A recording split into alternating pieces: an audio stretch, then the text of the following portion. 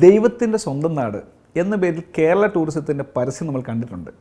എന്നാൽ ഈയിടെ Kerala ടൂറിസത്തിൻ്റെ social media page ശ്രദ്ധിച്ചിരുന്നു.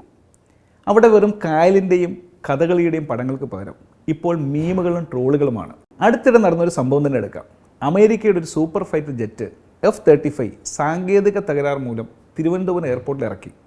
എല്ലാവരും അതൊരു വാർത്തയായി കണ്ടപ്പോൾ കേരള ടൂറിസം അതിലൊരു അവസരം കണ്ടു. അവരൊരു പോസ്റ്റ് ഇട്ടു. ലോകോത്തര ഫൈറ്റർ ജെറ്റിന് പോലും ദൈവത്തിൻ്റെ സ്വന്തം നാട്ടിൽ നിന്ന് പോകാൻ തോന്നുന്നില്ല. അങ്ങനെ ഒരൊറ്റ പോസ്റ്റ് കൊണ്ട് അവർ ഒരു സാങ്കേതിക പ്രശ്നത്തെ ലോകോത്തര മാർക്കറ്റിംഗ് ആക്കി മാറ്റി. ഓണത്തിന് അവർ ഇടുന്നത് വെറും ഒരു പൂക്കളത്തിൻ്റെ പടമല്ല, ഓണസദ്യയെക്കുറിച്ചുള്ള ഒരു തമാശ റീലായിരിക്കും. ഒരു സിനിമയിലെ ഡയലോഗ് ഹിറ്റായാൽ അടുത്ത നിമിഷം അത് വെച്ച് ഇടുക്കിയിലേക്കോ കുട്ടനാട്ടിലേക്കോ ക്ഷണിച്ചുകൊണ്ടുള്ള ഒരു പോസ്റ്റ് വരും. ഇത് തന്നെയാണ് അവരുടെ പുതിയ കളി.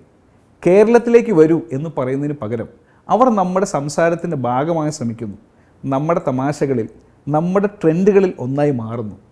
അതോടെ അതൊരു സർക്കാർ പരസ്യം എന്ന നിലയിൽ നിന്ന് മാറി നമ്മുടെ വൈബുള്ള ഒരു ബ്രാൻഡായി മാറുന്നു. കേരള ടൂറിസം വിൽക്കുന്നത് കാഴ്ചകൾ മാത്രമല്ല, ഒരു കണക്ഷനാണ്. ചുരുക്കത്തിൽ ദൈവത്തിൻ്റെ സ്വന്തം നാടിനെ അവർ നമ്മുടെ സ്വന്തം മീമുകളാക്കി മാറ്റി. ഇതാണ് പുതിയ കാലത്തിൻ്റെ പുതിയ മാർക്കറ്റിംഗ്.